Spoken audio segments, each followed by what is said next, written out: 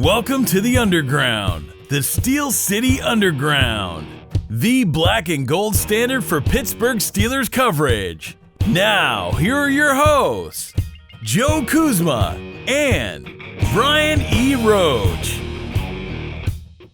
Hello, everyone, and welcome to another edition of the Steel City Underground podcast. My name is Joe Kuzma, and I have returned back to the promised land of the podcast world here. Unfortunately, I couldn't get rid of my tag-along A1, Mr. Brian E. Roach, so, folks, you'll have to suffer with him. Brian, how are you doing? I can leave. It's okay. You can chat to yourself. I'll just sit quietly and listen because I look forward to being educated. Oh, I was listening. While the cat's away, the mice will play. It sounded like you and Zach and Derek, you had some fun, and you were talking draft, which is great because, I'm just starting to get, my feet wet with some of this stuff. And, of course, before we could really immerse ourselves in a lot of the draft needs specifically because, I continue to roll my eyes at some of the mock drafts that are out there. I see everything from people saying the Steelers should take... Well, number one, I was telling you this just the other day. There was somebody... I wish I could remember who it was. I want to say who I thought it was, but I can't promise that's who it was. It was like one of the hosts on the morning drive for the SiriusXM NFL radio, and they were talking about teams with quarterback needs, how many quarterbacks could go in the first round, yada, yada. And... the Steelers weren't brought up. He kept mentioning teams that don't have a quarterback problem, don't need a quarterback. Then immediately he went into the Bengals, the Dolphins, and he threw the Steelers in there with them. And then proceeded to also not have any knowledge of not only really what they already have on the depth chart, but also that they don't have a first-round pick, Brian. Yeah. So, it's just, here, I'm going to put it this way before I wrap a bow on this. Tom Brady isn't coming to Pittsburgh. Phillip Rivers isn't coming to Pittsburgh. Neither of them can the Steelers afford, whether the CBA gets signed and goes through or not, especially with the not. And even if they could, they're not coming to be a backup. They're going to finish out their careers as starters somewhere. I think the Tom Brady thing is kind of nonsense. I haven't really heard. Oh, there's even something worse. At least we're not Patriots fans. They're talking about how Jimmy G can be traded to the Patriots, and I'm like, you can't trade Tom Brady. He's not even under contract to them. You can't trade a guy who isn't under contract, which is much like our guy, the man of the hour, Bud Dupree, that we'll get to in a moment. But the quarterback thing just drives me is up a wall too, because you have just on the Steelers roster alone, Mason Rudolph is a guy that many had a first-round grade on, and now a lot of people are soured on him, and, I don't think it's a fair, we've beat the dead horse with this as far as your perception of how his season was. 2019 sucked for the Steelers overall, particularly if you were on offense. Injuries, inconsistency, the whole 9 yards. Somehow they still won 8 games, went 8-8. It's not a rebuilding year. People are viewing this, I think, that casually watch games or only see the scores and thinking that, you need all these giant wholesale changes. And, they're forgetting that Ben's going to come back. We'll see what that looks like. You're forgetting that you had a first-round grade on Mason Rudolph. And that's what I hear when you're always looking at the shiny new toy. Well, Jalen Hurts, he could fall into the second or third round or something. I saw somebody said Herbert was going to fall into the fourth, and I just fourth what? Pick 4? Not the fourth round, come on now, and who knows what's really going to happen, but I still think he's somebody that will be targeted in the first round. But even if he's not, and these guys fall, you're kind of looking at the same exact thing that you already don't like with Mason Rudolph. And even if you get a guy that was in the first round, the Steelers can trade up magically. They'll trade Dupree, right? Because he's not even under contract. I see some of the most asinine comments out there, Brian, like this. Now, let's just say they moved into the first round and got somebody. Well, they have somebody like that on the roster too. His name's Paxton Lynch, and he kind of, flamed out his previous homes. And now you got this guy with... You have a first-round pick without the first-round risk on your roster and coming to camp. What more can you ask for there at that position? So, aside from free agency about to come up, and a lot of people talk about getting veteran quarterbacks, many of which aren't veterans that are going to be affordable by the Steelers or would have any interest in playing second fiddle to Ben Roethlisberger. We're going to talk about free agency today, and more skewed towards the big item on the docket. But quarterback for me is like, we went through this and where the priority should be. It's probably the least priority of anything that the Steelers are going to do in the draft this year. It's just or free agency, I should say, too. It's not crucial, and they've made it clear now. There's been a series of articles that the Trib Live has done. I don't know if you followed up on them. I've been reading them because I like Joe Rutter and some of the other guys. Although Tim Benz pisses me off most of the time, but this series essentially is, do we believe what the Rock is selling, so to speak? The Rock being the Steelers. Oh, I thought you were talking about Dwayne Johnson, and that would be what the Rock is cooking. Yeah, whatever. I don't know these wrestling things. Well, you came at me with the Roddy Piper thing, but that was from They Live and totally threw me off. So I have to throw you off now. That's okay. But yes, do we believe what they're cooking or whatever? And so far, one of the topics was, do we believe they're content with their quarterbacks? And simply because the writers don't think that they should be, they've decided that they aren't. They're not believing it. But I think you have to take them into legitimate. You have to trust what they're telling you. First of all, there's no way they're going to sign a high profile quarterback to come play backup to Ben Roethlisberger. It's just absurd. And they're not going to be able to sign even a mid-tier quarterback to be coming in and being a backup. They're going to be content with who they have on the roster and live or die with the idea that Ben Roethlisberger is going to be able to play next year and going to be able to play at a high level. And that's completely reasonable and understandable to do, because they simply, you can't keep Ben on the roster at 38 plus million or whatever the heck his number's going to be, and then go hire Phillip Rivers and try and pay him somewhere upwards of $20 million. It can't be done. They don't have that kind of money even after the CBA. If it gets signed. They have too many other issues. It's not a concern, and I understand we got burned last season. We had bad backup play, but that's still experience for those guys. Yes. And Mason Rudolph showed signs of being a competent backup at times. Yes, he showed signs of stinking at times too. But, it's all growth. It's all experience. That's what these guys need.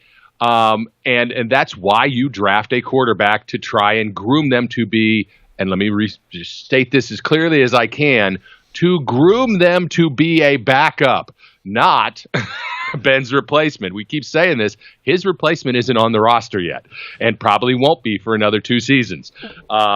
So we'll, unless something goes dramatically wrong this year, they ain't going to have a pick to pick a guy who's going to potentially be Ben's replacement yet.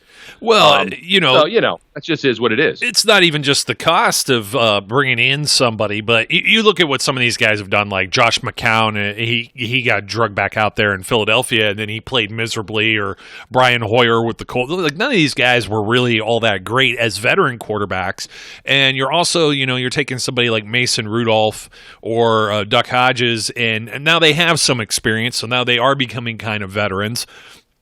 We always talk about how it's not a quarterback-rich league, and you could see that when you watch the XFL and see really, that there aren't, that's probably the plague when it comes to that, spring league or fledgling league or development league or whatever you want to call the XFL at this point, is these are all the guys that, would have been at the very bottom of most NFL rosters, and that's what you're seeing when you see them play against some similar competition. I understand some of those guys are doing well, but then when you bring them up, remember how everybody was all over?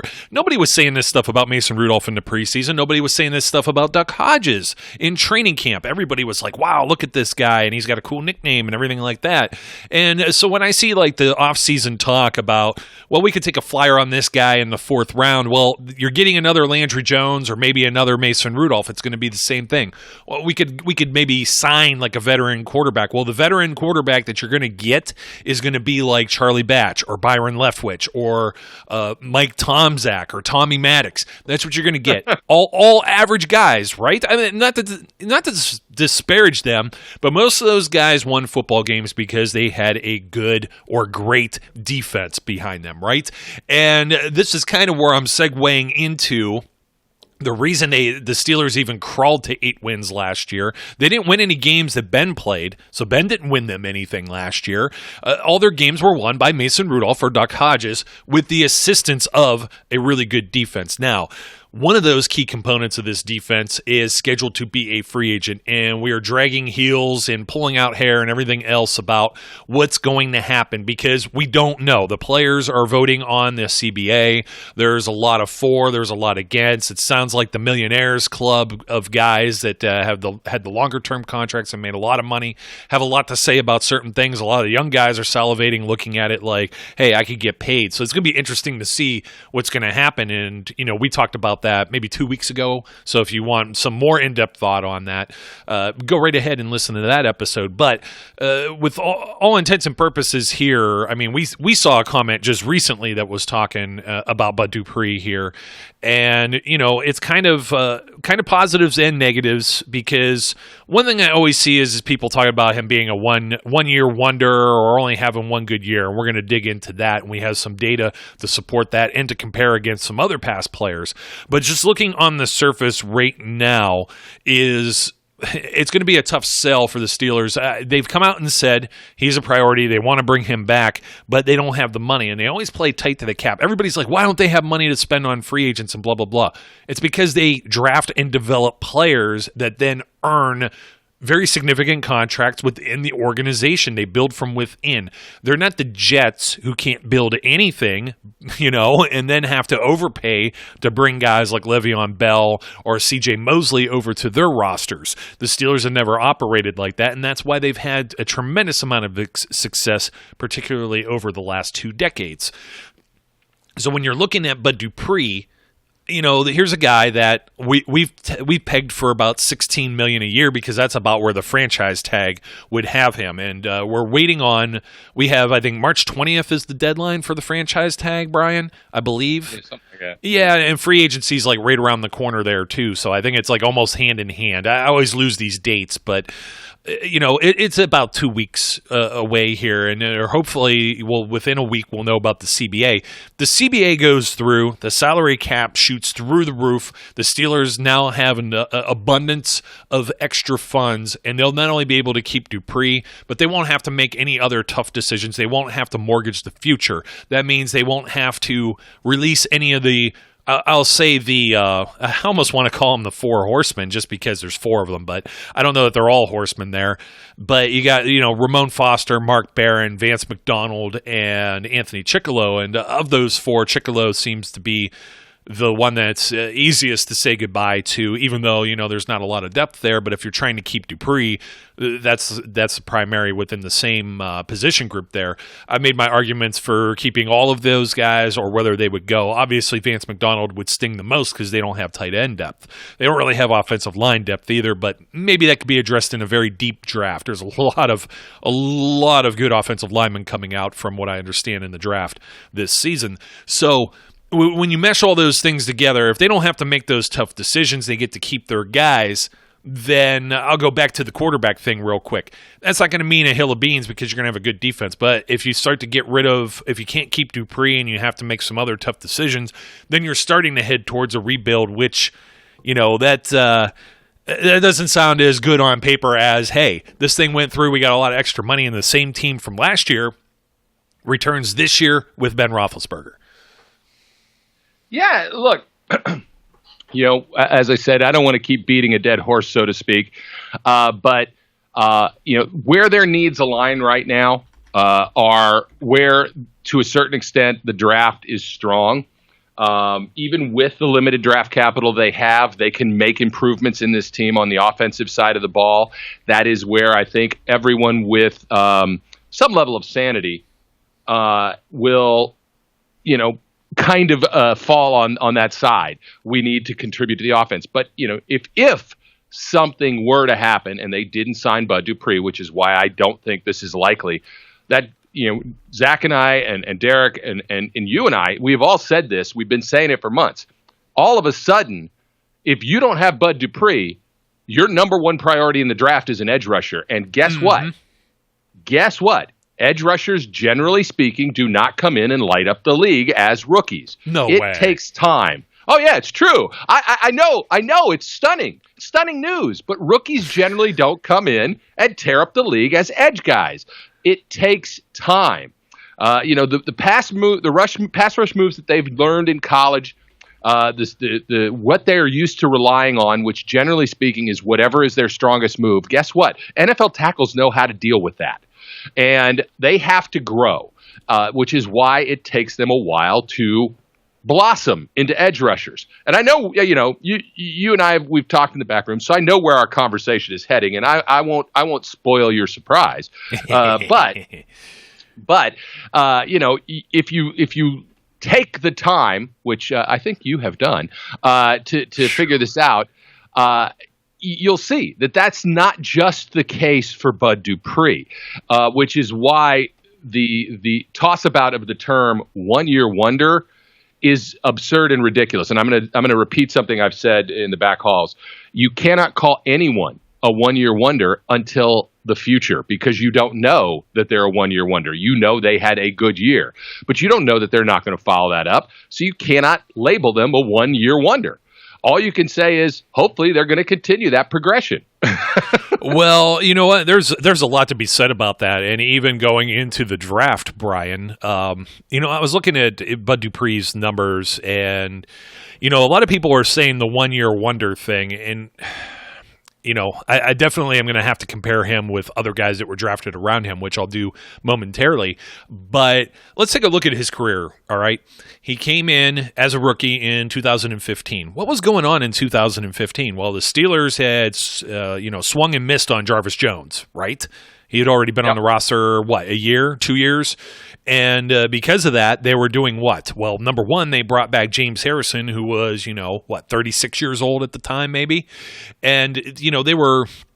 James Harrison came back because Jarvis Jones got hurt. James Harrison was retired and somehow continued to play several more seasons in the NFL, doing ungodly things with his body at his age in order to do so. They did not rely on him 100% of the time until near the end of the season. But Dupree was a rookie, so they worked him into what was a rotation. Now, what else is significant about Bud Dupree's rookie year, 2015? I think you know this. I think you know this. But I'm kind of throwing it out there, though. I don't want to guess because I don't want to be wrong. I'm going to let you tell me. Well, there was a new outside linebackers coach, right? Joey Porter. Yes, there was. His name was Joseph Porter. Now, Coach Peasy. Why was that? Because Keith Butler became the new defensive coordinator, and Keith Butler was no longer working with the outside linebacker. So there's something that goes hand in hand here with Bud Dupree's success last season. Who was no longer the outside linebackers coach? The guy you just talked about. Joey Porter, man. Come on. Easy, yeah. That's what I said. The guy you just talked about. So for the first 4 years of Bud Dupree's career, everyone wants to say was, lackluster. He did not have the architect that created great Steelers pass rushers for this whole century, right? How long has Keith Butler been around? I mean, geez. And they've been keeping him... As long as I've been alive. Yeah, so he took over for Dick LeBeau, and then he got a lot of criticism. You don't hear much of the fire Keith Butler stuff this offseason. Now it's all Randy Fichtner, right? But Bud Dupree comes in, he's in a rotation. He does appear in all 16 games. He has 4 sacks. And, I had the numbers. He actually played more than Jarvis Jones. By the end of that season, he was playing more than Jarvis Jones. There was still a split with Arthur Moats, who was in kind of the same mix. James Harrison played the most of everyone.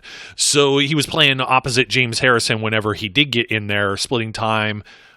Did Jarvis move to right? I'm trying to think. I always get these mixed, but I know James Harrison was playing on the right side. So, okay, that's 2015. That's a rotation. And I want to say it really was like a split, too. It was like 50-some%. It wasn't even quite 60. I think Harrison was like at 60%. So you go to 2016, and what happens with Bud Dupree that year? He's on injured reserve to start the year. Yikes. Okay.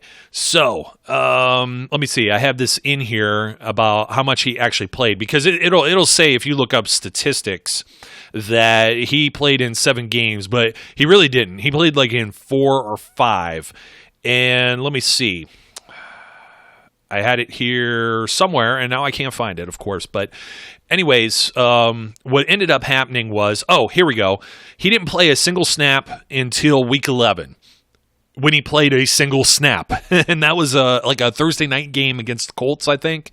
It was like in the middle of the week. It was on a short week. I think they brought him back. They put him in for like 1 week, and then he would play 32% and 58% of the next 2 games before he and Harrison started and pretty much never left the field over those final 4 games. How many sacks did he have in that sophomore season, Brian? He had 4.5. When did he get them? In all of those 4 games that he was the starter. That tells you right there, that's not a 1-year wonder. If he were healthy and he played and he was the 100% full-time starter, I mean, I think you could safely at least double those. I know it's a 16-game season, or it was at least. We'll see if it ends up being 17 soon. But 4.5 over 4, take that and quadruple it. Then take out the half sack. That would be 16 sacks. That's insane.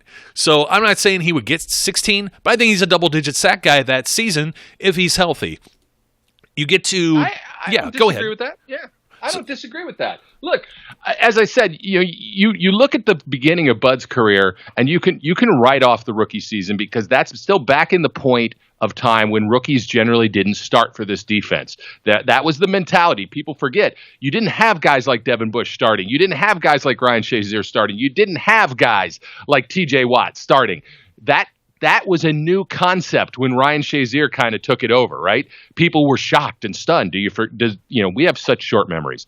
But absolutely. No, people really do have short memories on how these things work. They have short memories of this last season. It's like, can you name who was the starting running back like against the Cincinnati Bengals in like whatever, week 12 or week 13? I mean, you don't know. Was it Connor? I don't know. Was it Snell? I don't know. Was it Kareth White? I don't know. You know what I mean? Like, people really do have short memories. Absolutely. And because of that, they tend to look back with rose-colored glasses on things. And, if you ask somebody about James Harrison, let's not start with James Harrison. Greg Lloyd, right? Which is, I know that was one of your starting points in a wonderful article that you wrote, that's out on the website. But let's start with Greg Lloyd. If people look back at Greg Lloyd. Not yet, it will be, because I was still polishing it up. We have the stats here, but you'll see it on Monday, folks. Greg Lloyd, if you asked anybody, they'd be, oh, yeah, he's great. He was always great. He was the best, one of the best pass rushers we ever had. But look at his first few seasons, and I'll let you expound on this because I don't have the stats sitting right in front of me, and you probably do. But if you compare his first few seasons to Bud Dupree's first few seasons, guess what? It ain't far different. And that's the thing. That's what we keep pointing out. And I've said this repeatedly. Bud Dupree has been on a consistent progressive trend. He's getting better. He's not backsliding. He keeps growing at the position. And that's what you want to see and what you expect. Yes, he over pursued early in his career. He was a little wild on his takes. But you know what? That's part of growth. So now he's learned more of the art of pass rushing. Plus, he's got the guy who is, as you said, the architect of most of these really great outside linebackers that the Steelers have had in recent years, back coaching him directly. And that's just a benefit. There is no reason to look at Bud Dupree's previous season and think, okay, that's a one-off. No, that's a standard progression, right? That is where we would expect things to continue to go. Does it mean he's going to get 18 sacks next year? Of course not. Steelers linebackers rarely go up that high in the numbers. Why? Because they do a lot more than that. But you start pairing him with TJ Watt, and people need to understand that was the best sack duo in the league last year. TJ Watt and Bud Dupree. At outside linebacker, they had more sacks than anybody else at that position. You don't want that to go away. And if it were to go away, it becomes such a huge glaring hole in this defense that is very difficult for them to fill out of a draft or out of what, as we said, they don't have the money to go out and spend heavily on a free agent. And is there a free agent that's going to be any better? Probably not. I think it's realistically to expect Bud Dupree to come in and contribute double-digit sacks again, maybe a little better than he did previous, maybe just a tad under. You never know. But if he gets to 10.5 sacks, $16 million is a bargain. Excuse me, I just cursed. Well, I would say so too, Brian. But you started to bring up Greg Lloyd, and you don't even need double-digit sacks. You know how rare double-digit sacks were or are, and I understand sacks were official statistics since 1982. So the Steelers, if you go and you get one of these media guides and they have stats in there, they've retroactively gone back and pulled up numbers for Mean Joe Green and LC Greenwood and some guys like that. But officially since 1982, it has been it's not Greg Lloyd. James Harrison, Jason Gilden, and Joey Porter, I believe, are the top three. And of those three, they've only had double-digit sack seasons 3 times. Each of those guys never had more, never had less.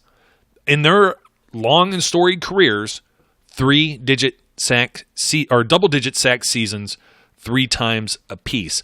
And I think that's pretty telling, because you see how long some of these guys have played. And we're talking 11, 12, 13 years. I think 12 and 13, maybe 13 for Porter, 16 for James Harrison. And it's just, okay, that's all the more they got. But everybody's running around. I think what really skewed this, to be completely honest, is Lamar Woodley came in on a great Steelers defense. That guy, still Aaron Smith out there, Casey Hampton, James Harrison, everybody else that they had, in the secondary and in the other linebackers, and, Troy and everything like that. And he flourished because, that was primarily what he had to be good at. Did Lamar Woodley really drop back into coverage much? Not from my memory. No. So, and, he had all of these big years. He was pretty much in a conversation of defensive MVP candidate. And then he got a big contract. And I think this is where people get worried with the Bud Dupree thing. And then all of a sudden, Lamar Woodley, and he got hurt. He got injured. I think some of that had to do with his conditioning or lack thereof. That was always, a knock on him, correct? So yep. I don't think this is the same thing where you see Bud Dupree working out with Chuck Smith. And most people don't realize he's been working with Chuck Smith for several years in the offseason now. This isn't something he just did last year for a contract year, and it's like, oh, well, he just, he was motivated and he got paid. When you get paid, you're going to get lazy. You can't say that. It's not the same comparison. It's not the same guy. Ben Roethlisberger had been paid multiple times over and never got lazy.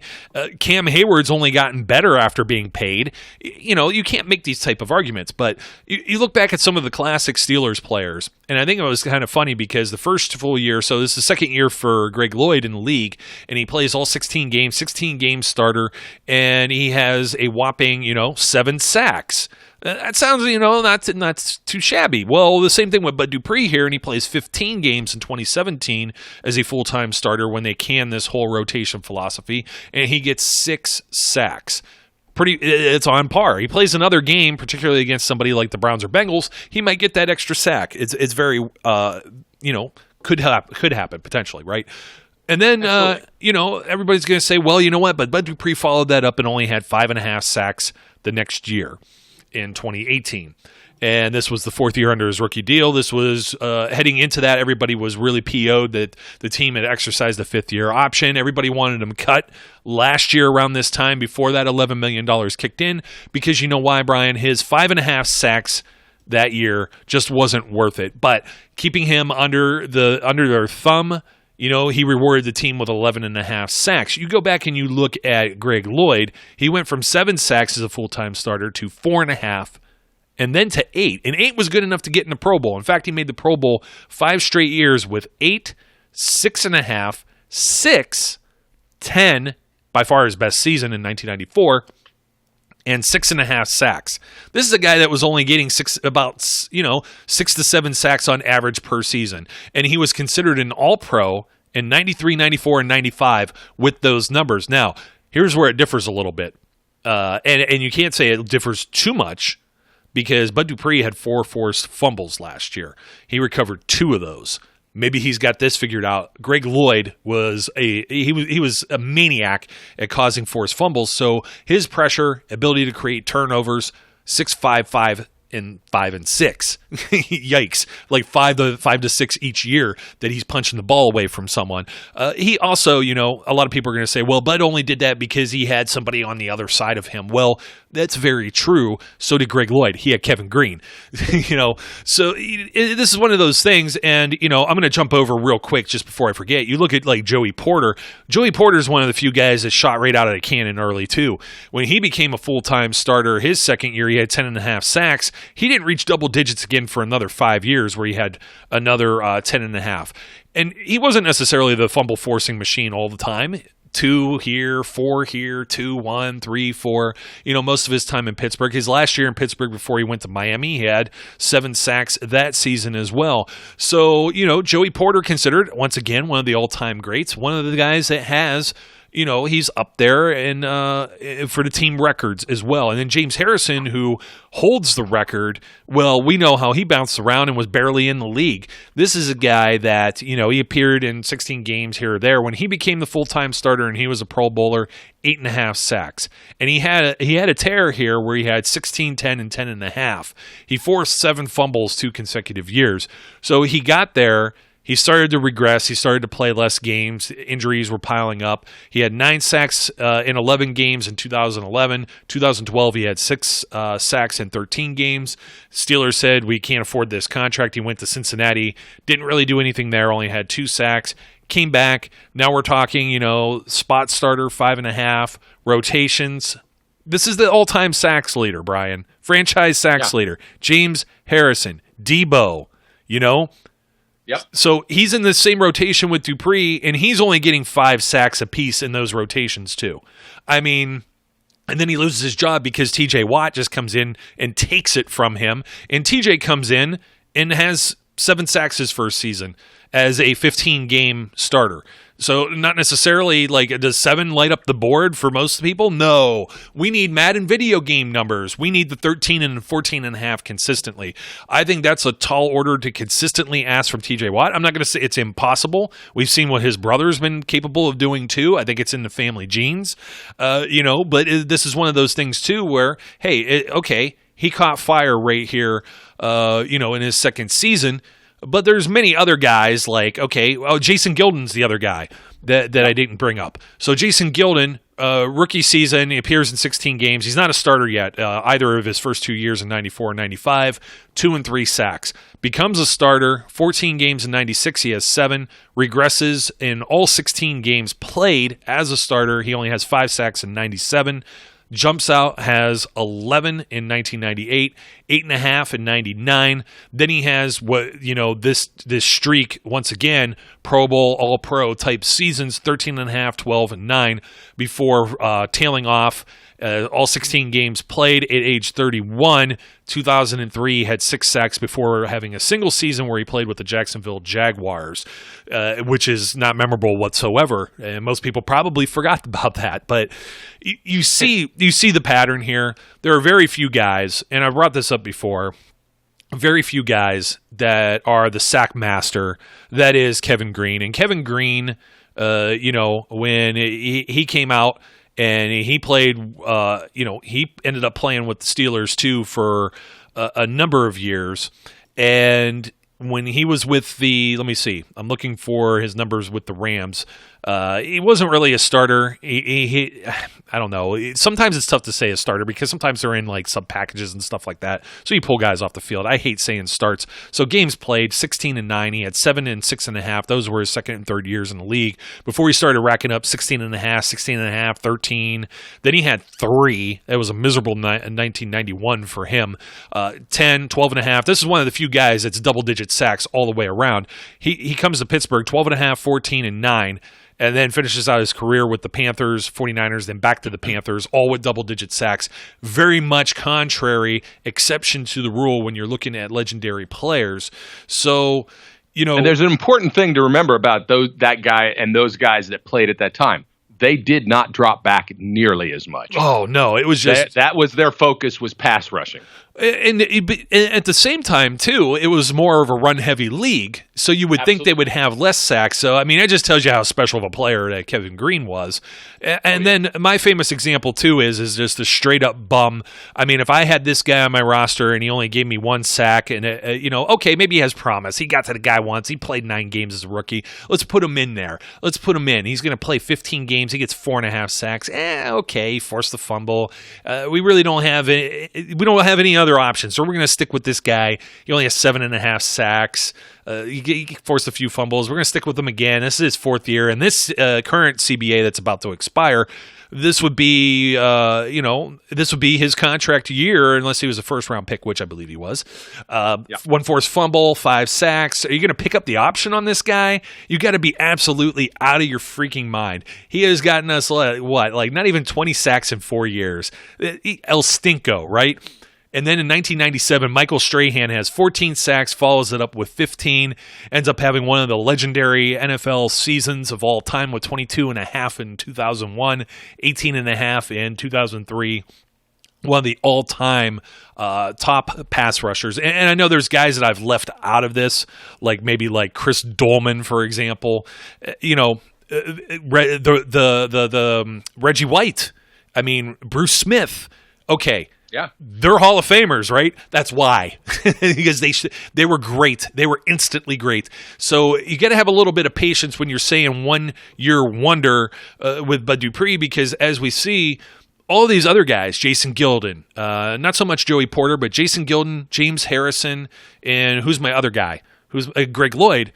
It took them 3, 4, and 5 seasons for boom, the light bulb goes off, and as soon as they did.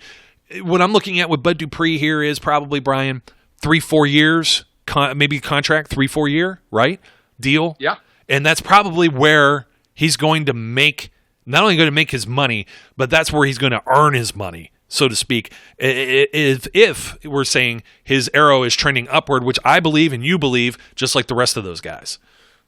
Absolutely. I think, look, the thing that people have to understand is, the Steelers look at what Bud Dupree has provided them in a way that's different from what fans think. Fans don't understand the benefit of pressures, right? They don't understand that you don't always have to get to the quarterback and get the sack and to make an impact on what's happening in that play.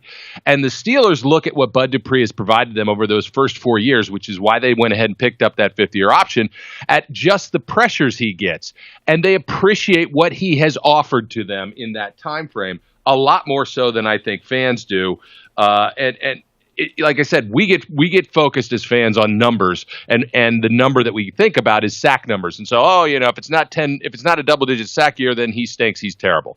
But there's more to it than that. There always has been. Last season was one of Bud Dupree's best as run support.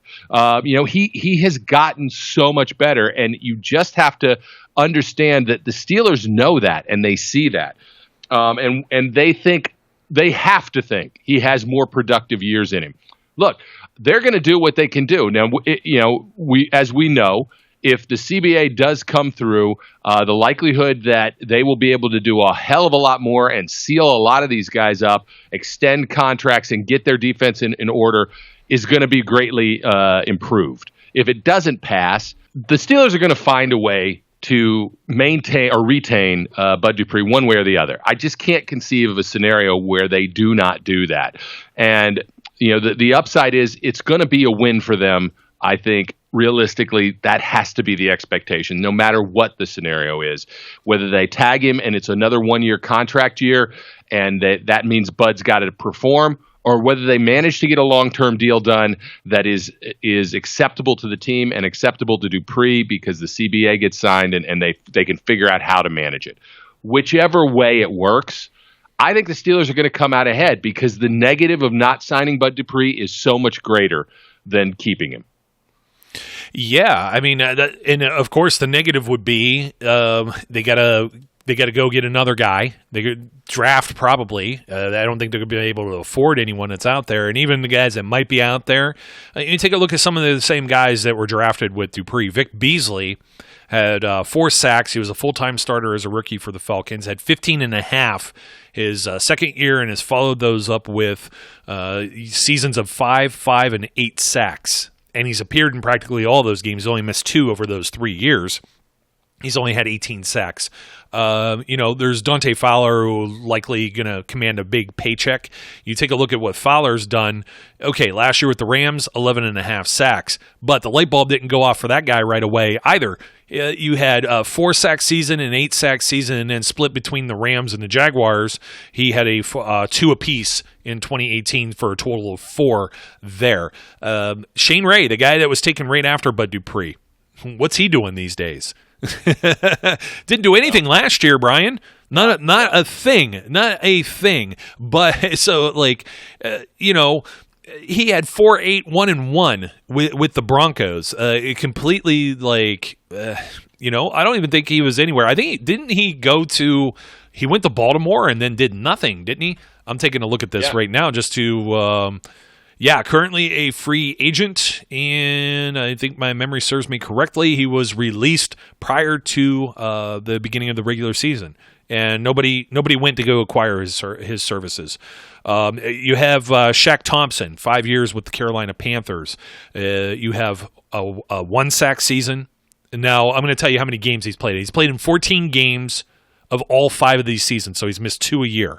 So I want to let you know if this skews his numbers at all, because I'm saying that with Bud Dupree being hurt and everything like that. I want to be fair. I want to be fair to Shaq Thompson. Okay, so 14 games each season. Here we go: 1 sack, no sacks. That's 0. 2 sacks, 3.5 sacks, 3 sacks. So if you're looking at it just purely from getting after the quarterback, he hasn't. 9.5 over 5 seasons, 70 games played, 61 credited as starts. There's some other guys that were taken after. There's a guy with this Hawaiian name. I can't even pronounce it. Kikaha, maybe, by the Saints. And he had maybe a couple of sacks. He had 4, then he missed 2016, then he had 4, and then he's pretty much out of the league in 2017. And Randy Gregory, you want to talk about a guy out of the league. He had all kind of character concerns that were well-founded and kind of flunked his way out of the NFL, not only in 2017, but wasn't around in 2019 at all with the Cowboys. He appeared, let me see, before all the suspensions and not-field trouble for that man, 14 games, 1 sack credited to him. He had 14 games with 6 sacks in 2018. But it just goes to show you, a lot of people are still stuck, and that's just the draft class specifically that Bud Dupree was a part of, looking at, the first round and maybe the top of the second round. I struggle with this because, here's another guy. Here's a guy we really liked. He went to Cleveland at 51. This is about where the Steelers' pick is this year. Nate Orchard.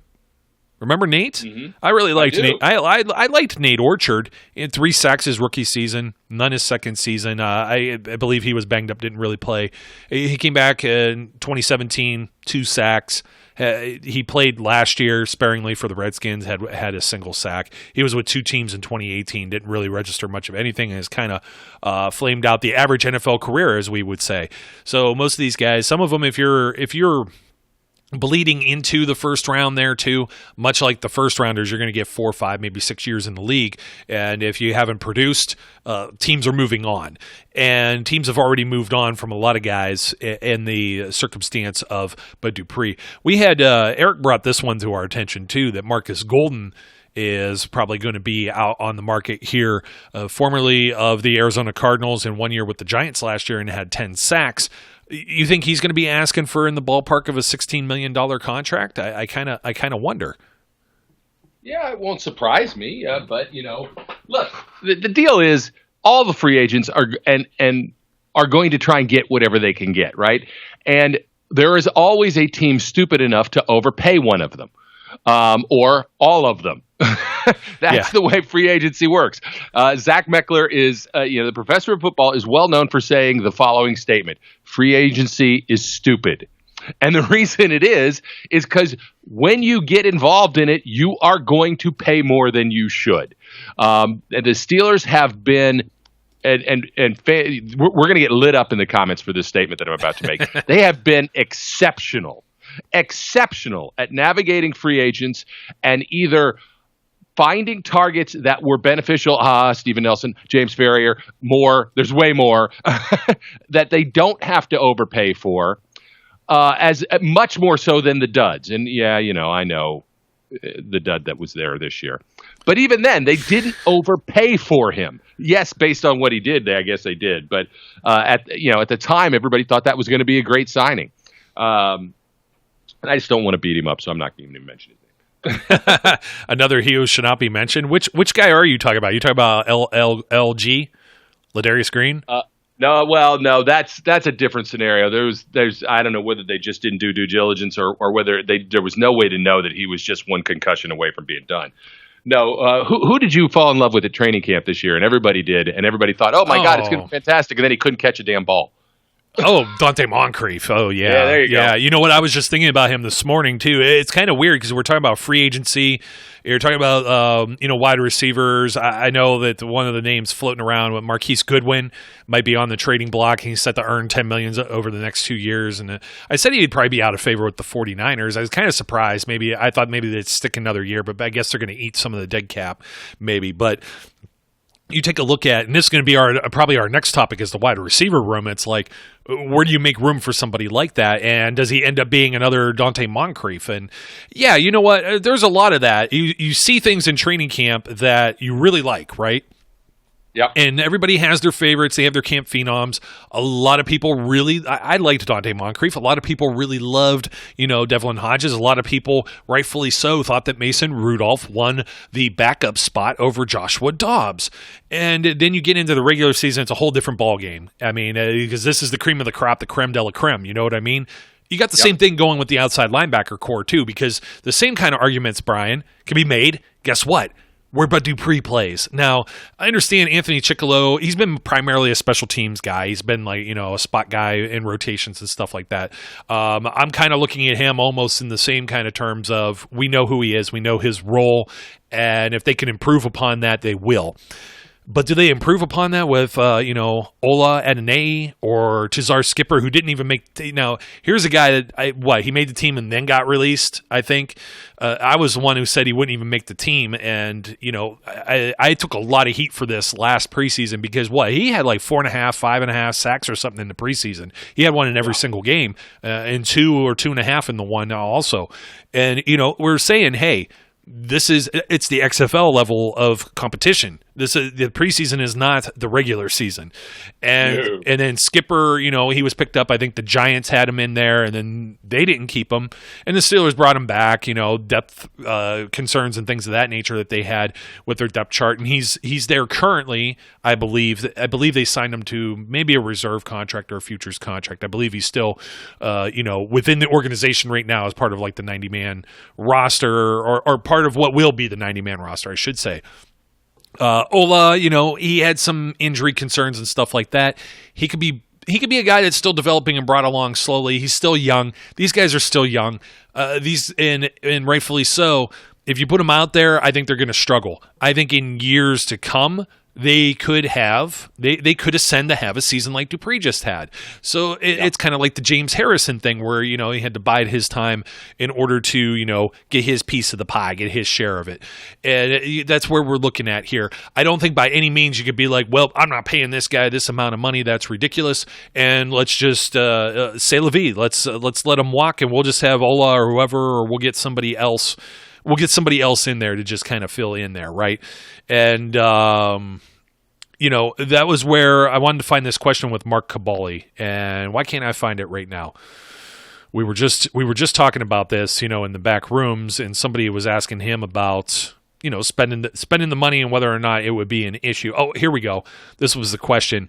It was, can the Steelers afford to sign Bud Dupree to a long-term deal and then do that with Watt next year? It doesn't seem possible or even a smart thing to do. And Cabali, as we've already mentioned here more than once, he's talking about $70 million for Dupree, $90 million for Watt, and then you're already paying Hayward and Tuitt And then, Minka Fitzpatrick and Devin Bush will get paid at some point.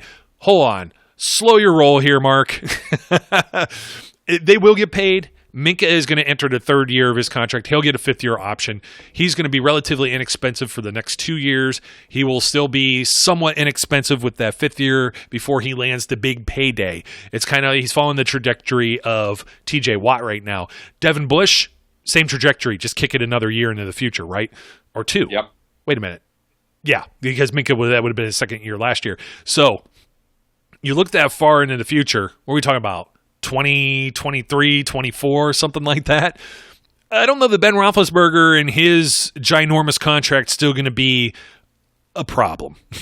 And you may even find that even if Mason Rudolph were the guy that gets a second contract with the Steelers, his contract isn't going to be, I don't even think it'll be double digits. So that's assuming that he's going to be the guy that takes the reins. You've already said the other guy isn't here yet. The heir apparent, the next quarterback of the Pittsburgh Steelers, will probably get drafted. And guess what you're looking at? You're looking at teams such as, I don't want to say the Cowboys because they suck, but you got to look at teams that have had success with guys playing under center, under rookie contracts. You're looking at Patrick Mahomes, rookie contract, just won a Super Bowl. Because he's affordable, they could spend their money in other places and keep a very strong team together. Seattle Seahawks had that luxury for many years. I said that with the Legion of Boom, man. I was saying that as soon as they have to pay Russell Wilson, it's going to get a little tougher. Cleveland Browns are headed in that direction, and they don't have anything to show for yet with Baker Mayfield. You look at the Ravens. They have the cheap labor thing, too, with Lamar Jackson right now. Who else am I missing? I mean, the Bills are kind of in that situation right now, too, and are, they're moderately more successful than they had been and have made the playoffs, 2 out of the last 3 seasons. So, those are the type of things there where you're not paying, the Ben Roethlisbergers, Tom Brady's, Phillip Rivers, Drew Brees, Aaron Rodgers type guys of the league, that type of money, or even a Jimmy Garoppolo for that matter. I'm like, that's a lot of money. You never know what's going to happen in the future, and when those things start to come off the books, you're going to have other guys that are going to get up there in age and retire. A lot of guys like Marquise Pouncey on the offensive line, or maybe even Cam Hayward or somebody like that, where you're going to be drafting bodies to replace them, see if the next guy is just as good, or finding answers there. But the thing is, this cap is going to be very fluid. They find themselves with their back up against the wall right now, but that's not going to be the case in a few years down the road. Yeah, it won't be, and that's the thing about this defense. As you said, look, it's young enough that they can build. If they continue to progress and build this defense and then restock the offensive side of the ball, they can find themselves in a position where they can win with a rookie quarterback or a younger quarterback who can be a game manager type quarterback for a couple years until he gets to that point. And that's the way you have to transition from a Hall of Fame franchise level quarterback to whoever is going to be your next franchise guy. You need the defense to be strong. You need to, be able to win on that side of the ball. And the Steelers are going to be set up to do that if they can keep the pieces intact. So, it's the right path for them to take. We just have to wait and see how they get there. Yeah, and you know what? We're going to put one more. I hate really, acknowledging and giving Eric credit here, but he does bring up a point we haven't, I don't think, really have talked about just yet, but compensatory picks. The Steelers are going to get one this year because they had lost Le'Veon Bell. They'll likely still lose Javon Hargrave, even if what I'm looking at is we're talking about maybe $30 million more in cap space, right? I believe that the CBA goes through, and you're talking about Bud eating a significant portion of that. I think you could still bring back Mike Hilton, give him a solid deal as an RFA, a restricted free agent, maybe see where you go from there. You're looking at Cam Hayward needing maybe a longer-term deal done because he's entering the final year of his contract. Maybe you may even do some other things and rework stuff with Ben Still and things of that nature. But overall, you're probably going to lose Javon Hargrave at the very minimum. And then there's, comparable, comp picks for guys that are starters and things of that nature and what kind of deals they sign. And you see like stupid money thrown at like Chris Hubbard, for example, several years ago, and how those things tend to factor in however they do this witchcraft and black magic and voodoo and whatever. I think it's all of them combined into one to get the compensatory pick formula. But for the most part, you're probably figuring on Javon Hargrave being a very high dollar free agent that when he leaves, you're probably getting a comp pick next season too. So you're still going to be able to continue to reload this team with quality picks. There's been quite a few great picks that the Steelers have made that have panned out even in the middle rounds, and that's really where the crux of this team, where Kevin Colbert really makes his money, where he really makes hay. We'll see how all this plays together. I mean, we'll be talking about more of this in the coming coming weeks as free agency approaches, and then once we figure that one out, we'll definitely know what the draft needs are. But for right now, we were making the argument for or against keeping Bud Dupree. You sound pretty much for, Brian, just like I do. I think the only other question to ask is, we had this conversation, I believe it was at an autograph signing maybe a few years ago, and you had discussed whether or not you were going to buy a Bud Dupree jersey, and you were waiting on that second contract. So if our guy lands something more than a franchise tag, a multi-year deal, are you going to finally take the dive there? I already own one. Oh, you already got it? Oh, well, crap. I did. Well, you spoiled it for me then, because I said, you know what, that'll probably be my next jersey purchase. I'm gonna have to rock that ugly 48, man. He never did change it. No, he didn't. I finally did it. I did it. I had it all of last season, and I got it at the end of the season prior. Because again, I saw more than just sack numbers, and I felt like this is a guy that's on the upward trend. Now, I got something important though. This is the question I have been waiting to ask you, because I know you're a Star Wars guy. Oh, I am. Right. So there's a lot of outrage building out in the Star Wars world that the novelization of The Rise of Skywalker told the truth about Rey's father, and that Rey's father was a Palpatine clone. And I need to know, what do you think? It doesn't affect me one way or another. I agree. What do I care? This is so ridiculous. Outrage. Give me a break. It's all kind of, man, you just totally, I had a curveball for you, and I totally lost it. I could at least tell you, though, with the jerseys, the jersey investments, it's better that you had a year to wear the Dupree jersey, whereas, I had the Hodges jersey for a game. And that one may not get as much use, but, that's what it was. Being selfish about that, it was like, well, if they brought it, I mentioned this on the program before, weeks ago, like if they brought Antonio Brown back, it would be like, oh, it's just because I can pull half of my closet back out and it's wearable again. Well, that actually happened. I know you're not the big hockey guy, but Connor Sheary had returned now to the Pittsburgh Penguins and wearing the same number as well. So that makes my wife very, very happy, since she had the Sheary jersey still, hanging in the closet. So, stranger things have happened, and, those are some other things we'll talk about too. And there is another name, we were talking about how offensive line could be a target in a draft and things of that nature. But there are some free agents too that we'll have to talk about that coming up, because there's guys still floating around. You might take a flyer on, and several of them are actually former Steelers too. So I think we're going to cut it off right here before we end up with another half-hour discussion on that stuff, and leave it for another half hour some other time. And darn you for the stupid Star Wars thing. Star Wars fans complain more than Steelers fans, at least. So, and I could avoid Star Wars a lot easier than I can the Steelers folks. The ones that want to sign Melvin Gordon and things of that nature. Look, not happening. Stop it. It's crazy. Stop it. I agree. Just stop it. Just stop it. All right, Brian. Thank you once again, my friend, and for everyone listening. Hey, thanks for listening to me again. It's been a little while. I've been busy, but I promise to be here a little more consistently going forward. Don't forget to like, comment, and subscribe. You could save the YouTube hate mail. We finally got those things straightened out with them. Nah, screw it. They still deserve it. So you can complain to them if you would like on our behalf. My name is Joe. His name's Brian. Until next time, we encourage everyone to be safe, be good, and we'll catch you later. We would like to thank you for listening and remind our listeners to follow us on social media and our website, www.steelcityunderground.com.